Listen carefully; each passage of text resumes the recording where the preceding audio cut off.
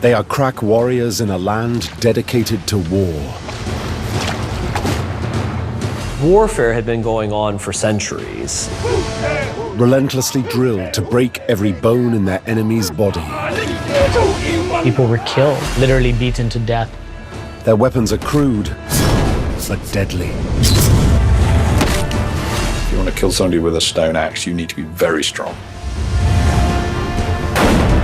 Now these Stone Age special forces are about to come up against the modern world.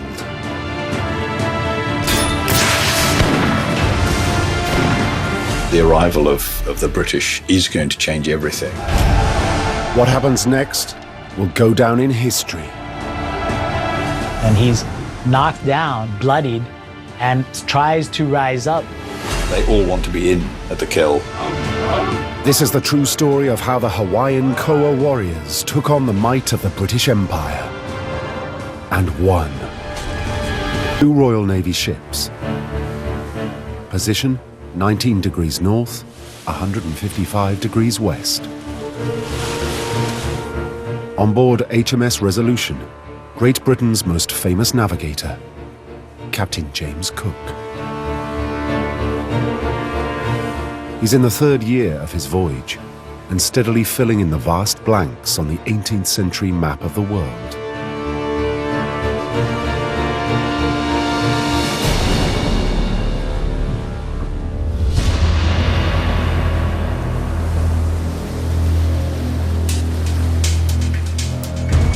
A few degrees south of the Tropic of Cancer, land is spotted.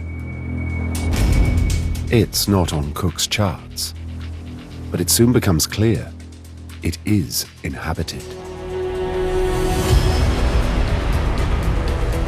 As his ships approach the islands, Cook observes Polynesian canoes coming up, fast.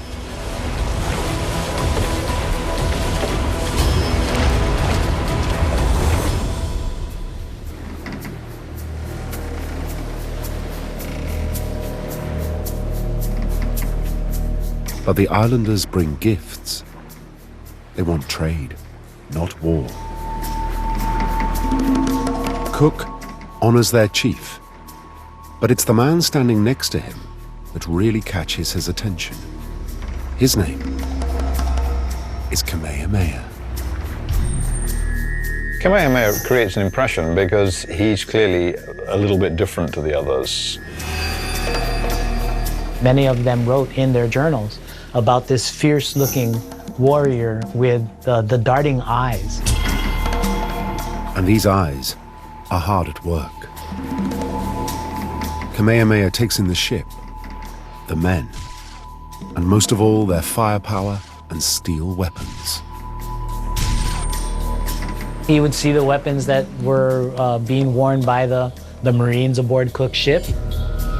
He's the one who seems to understand that the arrival of the British is going to change everything.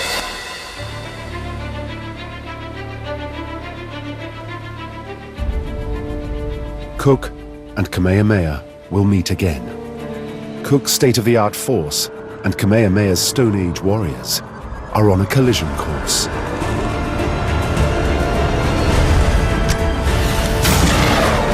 And for one side, it will end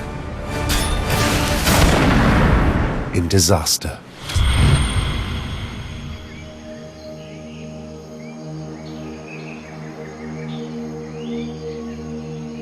The story starts in this previously uncharted land James Cook calls the Sandwich Islands.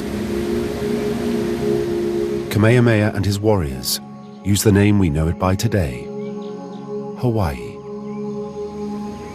To outsiders like Cook, Hawaii may seem like a tropical paradise. But cut off from the rest of the world, this society has become dominated by armed conflict.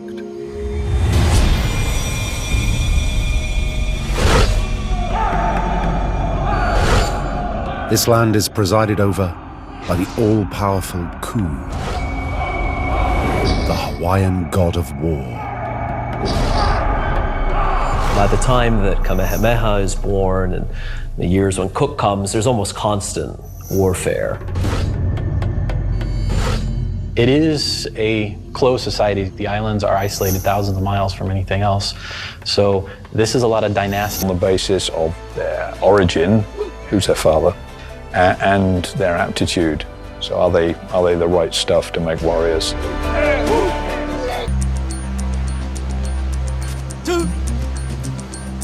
In their relentless struggle for mana, some Koa units have developed a unique form of close contact martial art.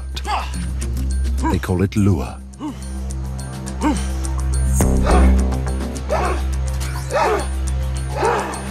Well, lua is the bone-breaking and joint-dislocating arts of the Hawaiian chiefs, the nobility. In the 19th century, the violent art of lua was suppressed and went underground.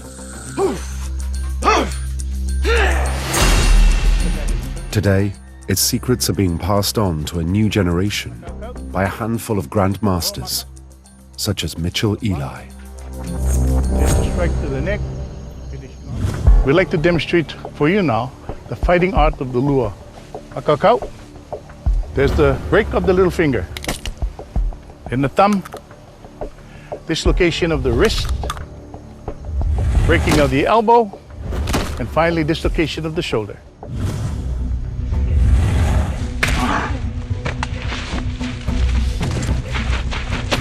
He didn't use shields or helmets because it was unmanly, so the preference was to close with the enemy and fight hand to hand. Then you right up in each other's face, and no guy that strikes the best blow, the killing blow, just wins.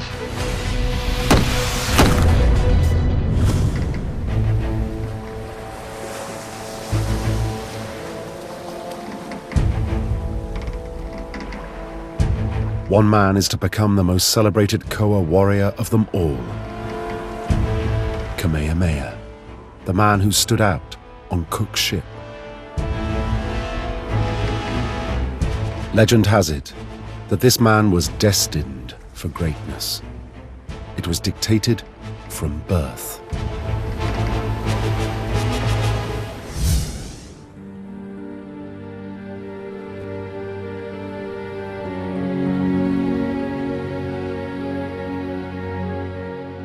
We don't know for certain when he was born, but the ancient Hawaiian records indicate that there was perhaps a comet, and we know that Halley's Comet comes in 1757 or 1758.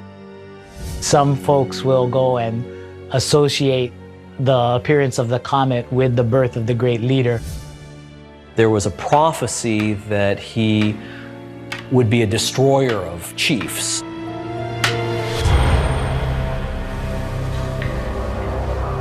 The High Chief feels so threatened, he decides to act against the child, even though it's his own nephew. He immediately ordered that the child be killed. And so Kamehameha's family and his supporters actually hid the child.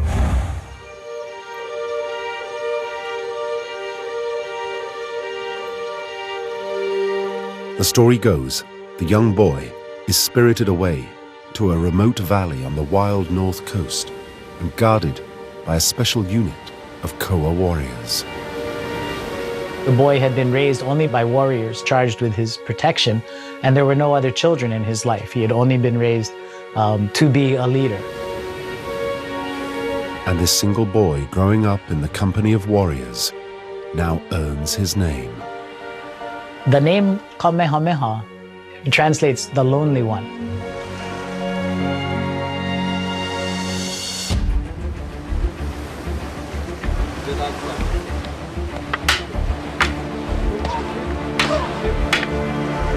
The young boy is relentlessly drilled in the way of the Koa, and it becomes clear he has the makings of a mighty warrior. Well, as he begins to grow, his physical size becomes apparent. The chiefs in general were physically larger than the common people. And even in a land of giants, Kamehameha was a very large man.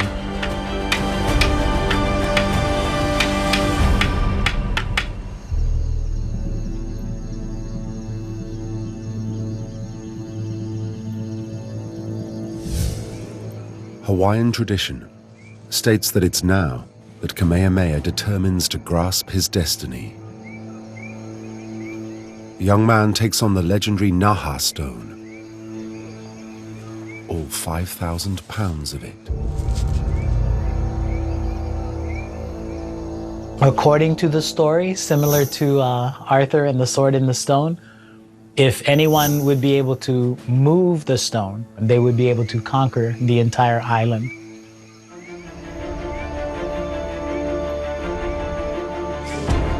Down the years, countless warriors have taken up the challenge of the Naha stone, but all have failed. Until now.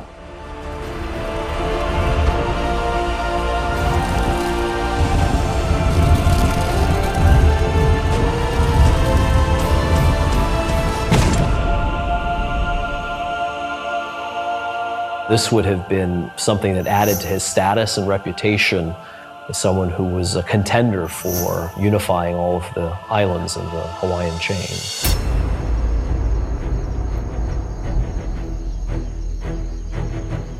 Kamehameha now proves his status as a great warrior when Hawaii wages war on neighboring Maui. Kamehameha took no prisoners. He came in to kill everybody who stood against him or die trying. Kamehameha's prowess in battle is soon recognized by the king. He makes Kamehameha the war chieftain. He's responsible for the war god. So that clearly indicates that he must have been a very proficient warrior to have that high of a responsibility given him.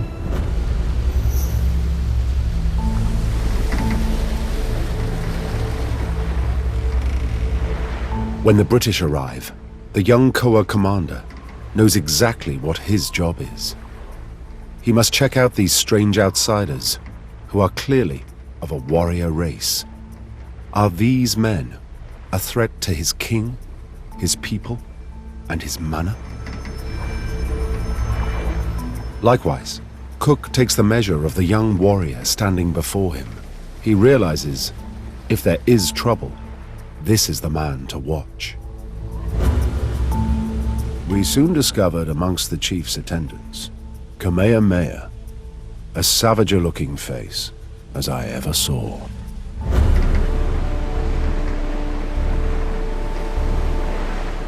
Cook badly needs to go ashore to resupply his ships. But if there's any clash with the warriors, he realizes he will be outnumbered. Cook decides to show them if there is a fight, he's the one who will always have the upper hand. Cook ordered that the cannons be fired to give a display of power, and they loaded powder, but no ball, and gave the command. Bosun, fire when ready.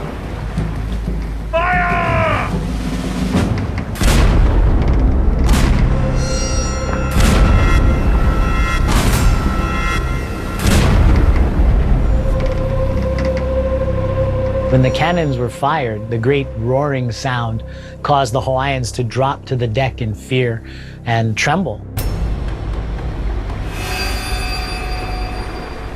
Kamehameha, again, the officers noticed, he didn't drop, he didn't even flinch.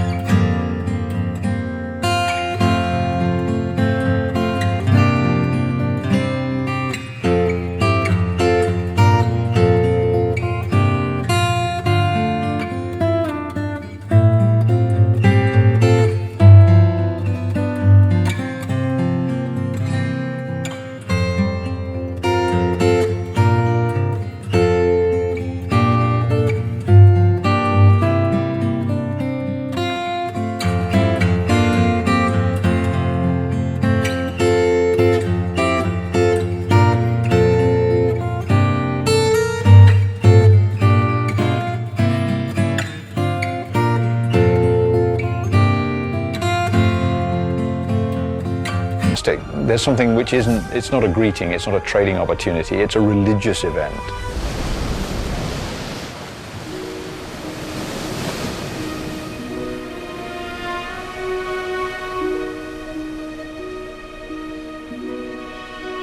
What Cook doesn't realize is that he has arrived at a highly unusual time in the normally war-torn Hawaii. The arrival of Cook is associated with the harvest festival called the Makahiki. Makahiki was associated with the god Lono, who was the god of agriculture and also, in a sense, the god of peace. And so during this time, there would have been no warfare. Cook's ships have moored in a bay directly linked with Lono. Kilakakua literally means the pathway of the gods. Lono was a fair-skinned god. He promised he would return on floating islands. So when Cook's ships were spotted with the great sails billowing from the yardarms, it was assumed these were the floating islands of Lono finally coming to return. There certainly is quite a bit of evidence to show that the Hawaiians believed that Cook was Lono.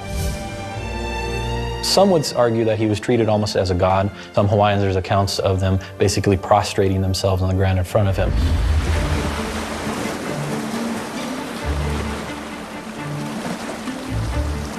Cook plays up to his newly anointed status as a god. Being Lono is proving highly profitable in securing some badly needed supplies. They came looking for provisions, and they came at a time when the way you showed off your righteousness to the god was to give away as much as you possibly could. While provisions are gathered for the ships, Cook's sailors discover almost anything can be traded for a handful of iron nails. One of the things we know about the interaction of the Cook expeditions with Polynesian societies is very high levels of social interchange between sailors who went ashore, native women. High on the Hawaiian shopping list is anything made of iron. When the Hawaiians saw all of the metal on the ships, they saw a huge wealth. We don't have iron ore. As in the raw state, only pieces of shipwrecks that came ashore would provide bits of metal that could be used for tools and even small weapons.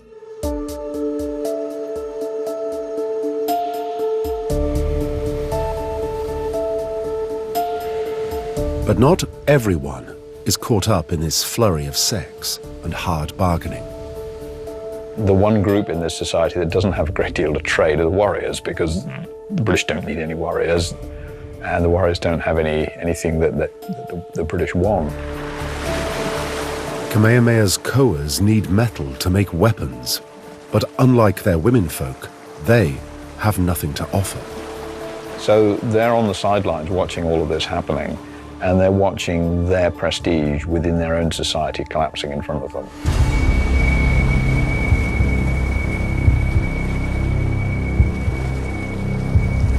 During Makahiki, the warriors are forbidden to wage war, but they are determined to put on a show of strength.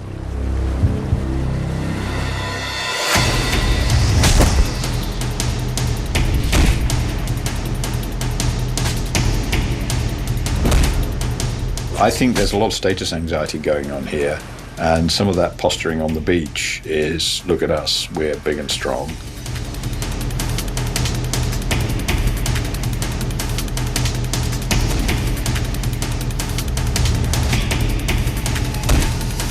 Cook's men describe it as a boxing match. But this goes way beyond sport. Frequently, people were killed in these matches, literally beaten to death.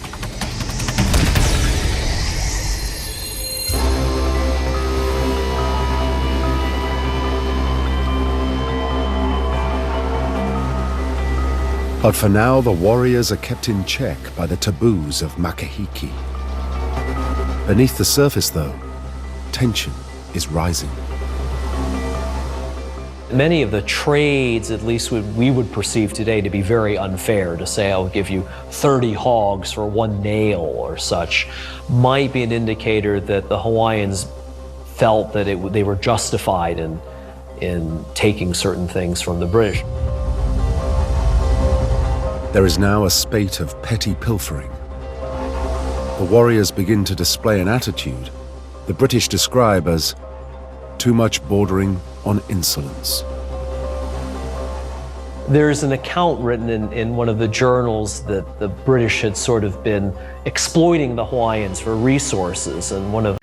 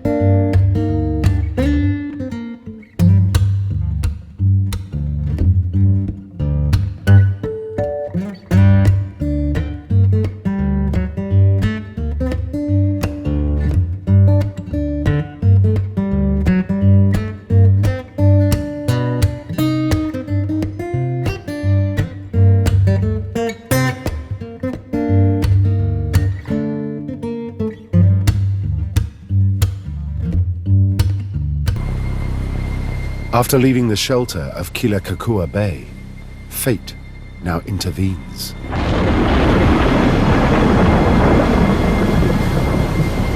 Cook's ships ride the storm for 3 days, and then disaster strikes. The foremast on HMS Resolution shatters. The crew has no alternative but to limp back to Kilakakua for major repairs. Cook arrives back in Kilakakua Bay, and he and his men must have expected that they'd meet the same happy, enthusiastic, positive, friendly Hawaiians, and they don't.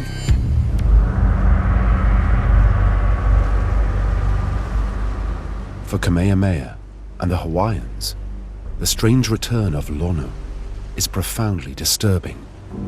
According to their religious beliefs, this simply shouldn't happen. Rather than being open and friendly, most of the people recede and hide from the ships instead of welcoming them.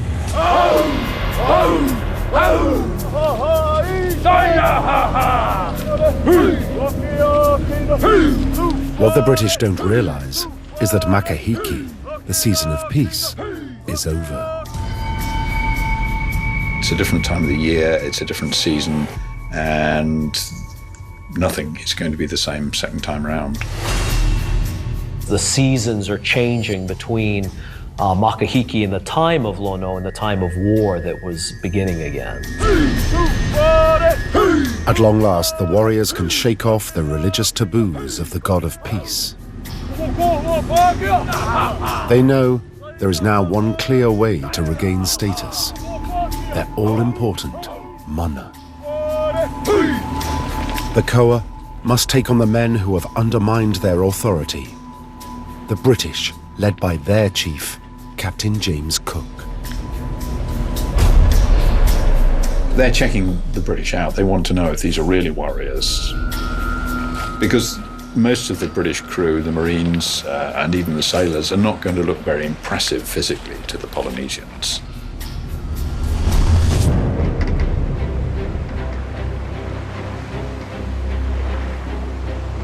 The warriors want to find out just what the British are made of, and know there is a surefire way of provoking a reaction. Things start to go missing from Cook's ships. The British had things that they wanted, and the easiest way to get them was to pick them up and carry them away. They had no moral compunction in stealing.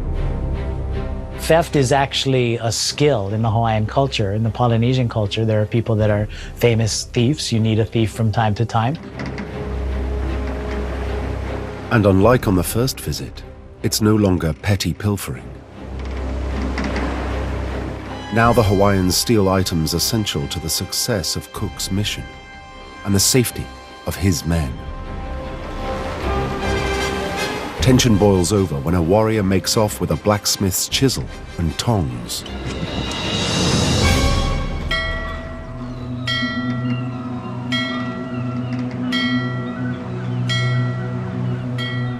Cook is provoked into action.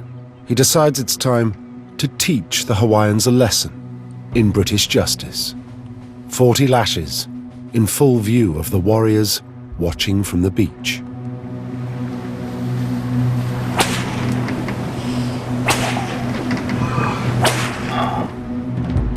The uneasy peace is now seriously under threat.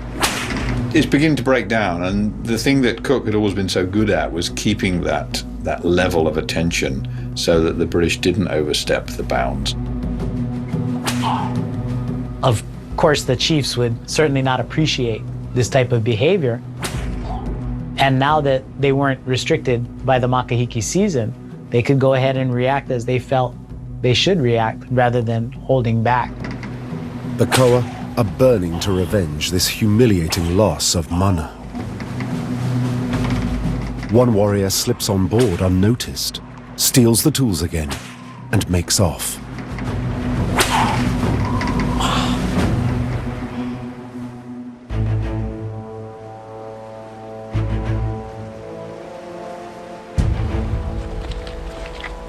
Now it's Cook's turn to taste humiliation. He swiftly assembles his squadron of Marines. He's determined to give chase, and in person. He's laughing at Cook, not because it's funny, but because he's trying to humiliate. He's saying, come on, run, catch me, this is a game. It's a very dangerous game, but it's a game. The veteran commander and his fully laden Marines stand no chance of catching the strapping young warrior. The British would be frustrated. They would not be able to chase down the thief. So the idea of being able to steal something and get away with it was quite the game for the Polynesians. And the object of the game is to provoke a response from the British. The thieving is not about the goods, it's a challenge. Stop it!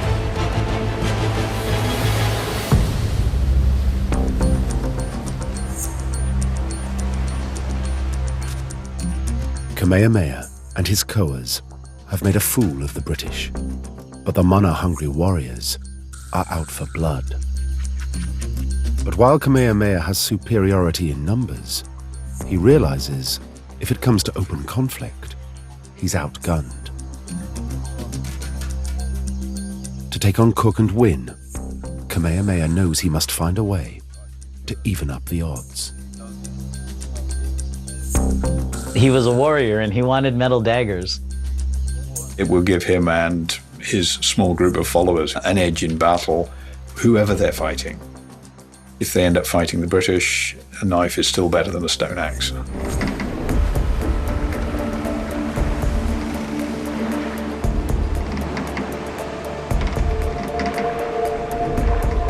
Kamehameha has worked out his game plan. He doesn't even need to steal the knives. He'll get the British to simply hand them over. Kamehameha comes on board in his outstandingly striking feather cloak, and he wants something. He wants 9 knives. Such exchanges are commonplace during Cook's Pacific voyages. To his second-in-command, Charles Clerk, there is nothing sinister about Kamehameha wishing to trade a valuable cloak for knives. They're a standard tool for almost all kinds of work that you do with wood, with rope, and most of the Polynesians who acquired knives use them for pretty much everything.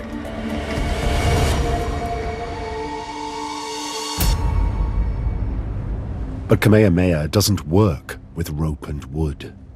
He is a warrior chief and knows exactly what his job is. He's a highly trained killer.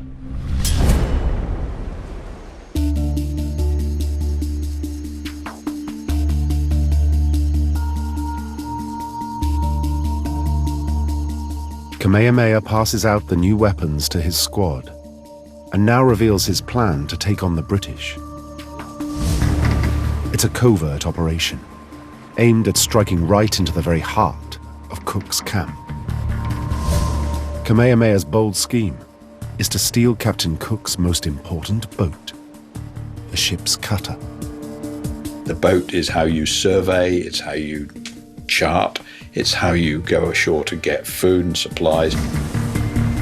And they will take this indispensable boat from right under the very noses of the British.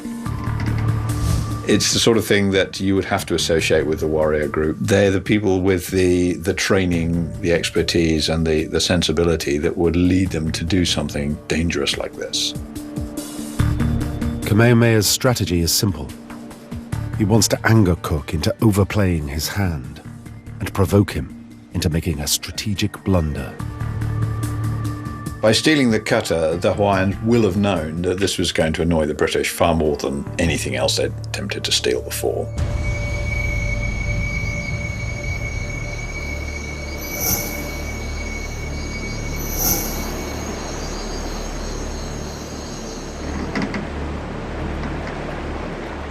The day of tension draws to a close, and all now seems calm out on the water. But below deck, Cook is still raging at his earlier humiliation at the hands of the warriors. He orders Clerk to double the watch and commands, have the muskets loaded with ball instead of shot, and if there is any more stone throwing or insolence, fire upon them. So much as breathe.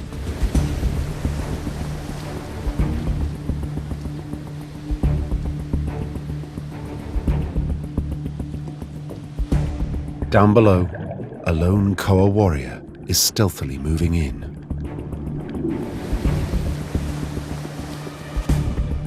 They're taking the British on, and they're challenging them, and they're going to see if the British are as tough as they claim to be. The consequences of challenging the British are not predictable.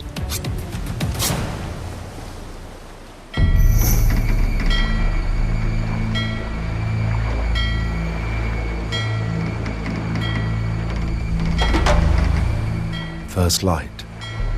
The officer of the watch immediately realizes the ship's cutter is gone. Its mooring rope has been cleanly sliced through, and by a knife. Clerk breaks the news to Cook. Good morning. What's up? You have to remember that in Cook's world, there's nothing much more important than a good ship's boat. A sailing ship without boats is a disaster.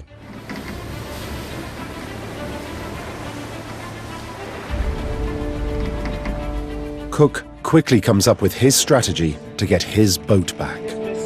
Cook wanted to make an example, and his decision was to kidnap the Ali'i or the king of the Big Island, in order to get the cutter back. And this, in hindsight, maybe seems like a very bad idea. Clerk desperately tries to make Cook change his mind, but the veteran commander is adamant. So he's going to use the full ceremonial of taking his Marines, his red-jacketed soldiers, his elite warriors, as it were, ashore.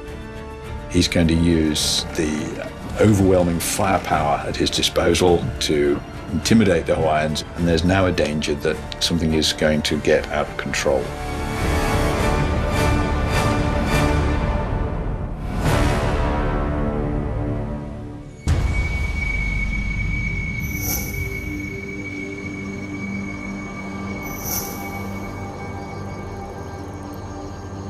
To the British, all seems quiet on the beach. But Kamehameha's warriors are all around. For now, they are content to bide their time and wait for Cook's next move. Cook's state of mind during the second period in Kealakekua Bay, he's quite clearly unbalanced. This was irrational. It was not a sensible response. It was not an intelligent response. It was not a Cook response.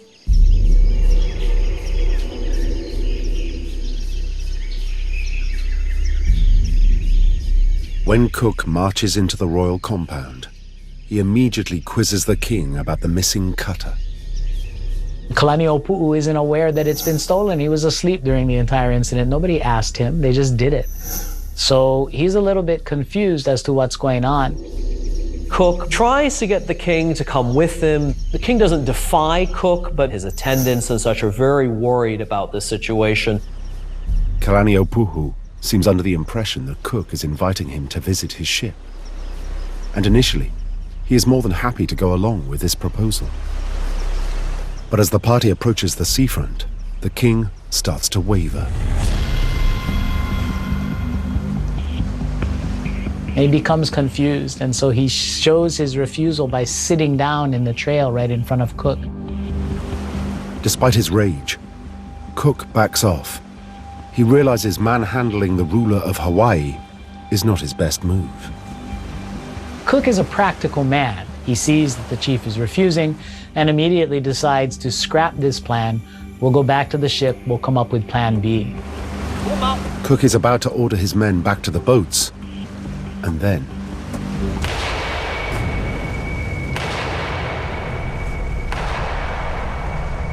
a gunshot is fired at another part of the bay that echoes off the great cliff face.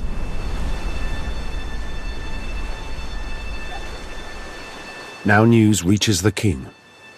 He hears that a British unit at the far side of the bay have shot a warrior chief, dead.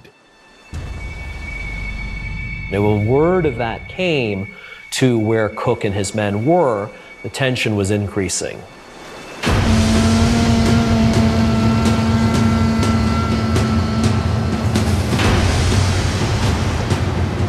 It's the moment that Kamehameha and his warriors have been waiting for.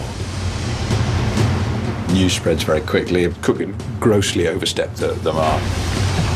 Warriors now rush in from all angles.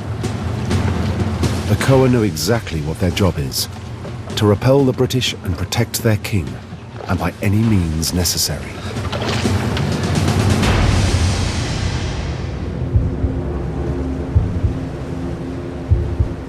The Hawaiians become more threatening. A very large crowd gathers, and Cook is now in a very difficult position.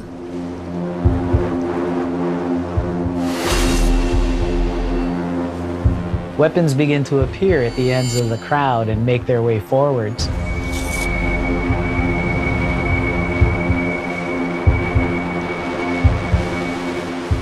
Cook and Phillips face the Hawaiian crowd, and now the standoff becomes quite close.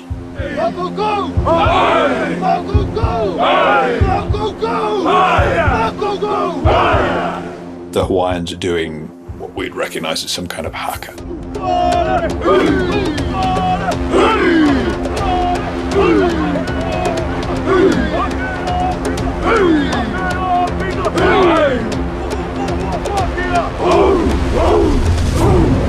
Somebody steps out of the crowd. It's a very short range.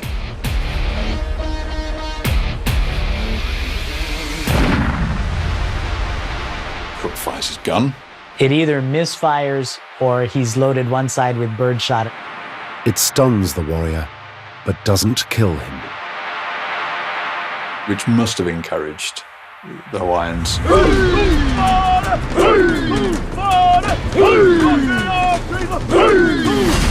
Now another warrior runs forward, this time towards Marine Lieutenant Molesworth Phillips.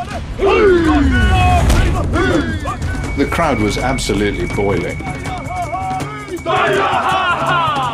This is what being a Koa warrior is all about.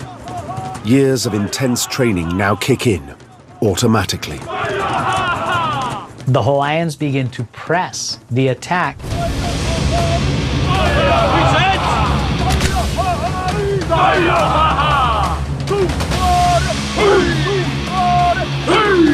And the Marines begin to fire into the crowd.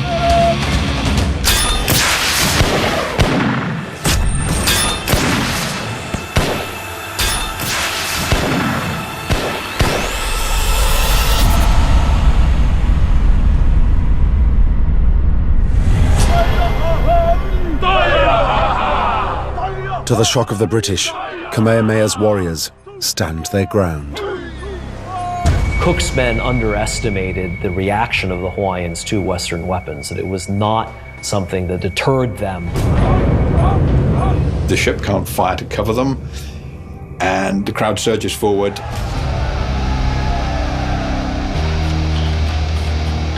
The Marines have no chance to reload.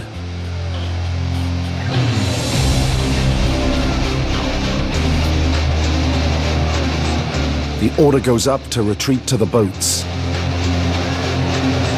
Cook moves back to the water's edge, but suddenly he stumbles.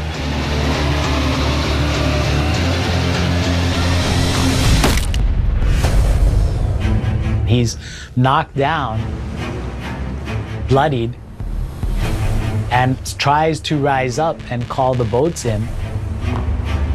The Hawaiians see this as a sign of weakness. He can't be a god if he is now suffering like this.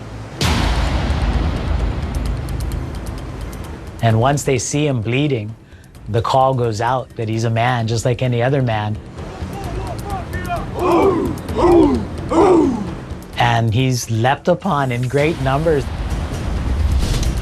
He's stabbed, almost certainly with one of the blades that Kamehameha has exchanged with Clark only days before. They're taking daggers out of one guy's hand so they can use it to poke holes in him. When they take him down, they all want to be in at the kill.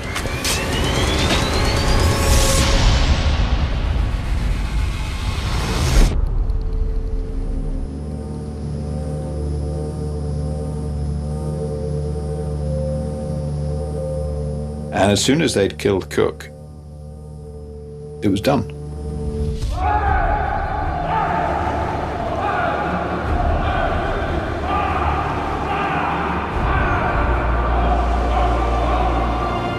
Kamehameha and his Koa warriors have taken on the might of the British Empire, and they've won. All the warriors wanted was to prove themselves, to re-establish their kudos, their credibility, and they achieved that very swiftly. They've secured an enormous increase in their prestige. They've seen off the enemy chief. He's dead.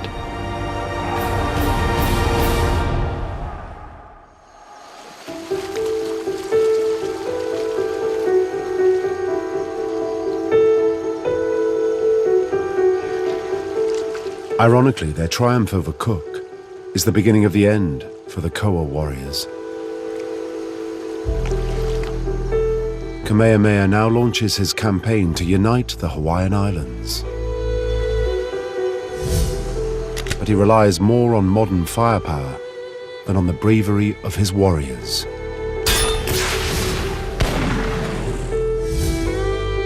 Kamehameha finally succeeds in uniting all the Hawaiian Islands in 1810. And now the writing is on the wall for the Koa warriors. Once unification happens, there is really not the same sort of need as there had been for warrior classes. After unifying the island, I think the society starts to change. The warriors' lust for war and mana is replaced by a new Hawaiian spirit. It's called aloha, signifying peace, compassion, and mercy. Aloha encapsulates modern Hawaii, a tropical paradise attracting visitors from all across the world. But in recent years, many are now rediscovering that very different Hawaii. The land of proud, skilled,